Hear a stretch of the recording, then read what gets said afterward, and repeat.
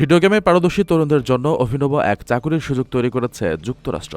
দেশটির বিমান চলাচল নিয়ন্ত্রক সংস্থা ফেডারেল এভিয়েশন অ্যাডমিনিস্ট্রেশন সম্প্রতি এয়ার ট্রাফিক কন্ট্রোলার বা বিমান চলাচল নিয়ন্ত্রক পদে নিয়োগের একটি বিজ্ঞপ্তি প্রকাশ করেছে। সেখানে বলা হয়েছে, নিয়মিত ভিডিও গেম খেলার মাধ্যমে তরুণরা নিজেদের অজান্তেই এই পেশার জন্য প্রয়োজনীয় অনেক প্রাথমিক দক্ষতা অর্জন করে থাকেন।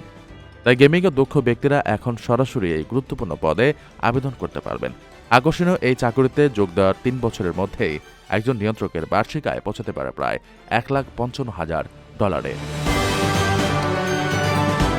গেমারদের এ পেশায় যুক্ত করার পেছনে যৌক্তিক কারণও তুলে ধরেছেন যুক্তরাষ্ট্রের পরিবহনমন্ত্রী শন পিটাফি। তিনি জানান, বর্তমান প্রজন্মের গেমারদের মধ্যে দ্রুত সিদ্ধান্ত নেওয়ার ক্ষমতা প্রবল।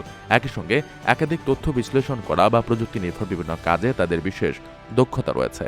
আকাশপথে উড়োজাহাজের চলাচল পর্যবেক্ষণ, সম্ভাব্য সংঘর্ষ এড়ানো এবং বিমান ওঠানামার মতো জটিল ও চাপযুক্ত কাজের জন্য গেমারদের এসব গুণাবলী অত্যন্ত জরুরি বলে মনে করছে ফেডারেল এভিয়েশন অ্যাডমিনিস্ট্রেশন।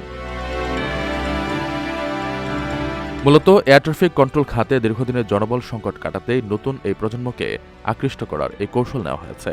সংস্থাটির দেওয়া তথ্য অনুযায়ী বর্তমানে পুরো মাত্রায় কাজ পরিচালনার জন্য তাদের 14,663 জন সক্রিয় নিয়ন্ত্রক প্রয়োজন।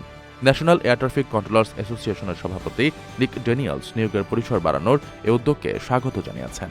তবে তিনি সতর্ক করে বলেছেন, অত্যন্ত নিরাপত্তা সংবেদনশীল এই পেশায় নিয়োগের ক্ষেত্রে কোনোভাবেই যেন নির্ধারিত মানদণ্ড শিথিল করা না হয়।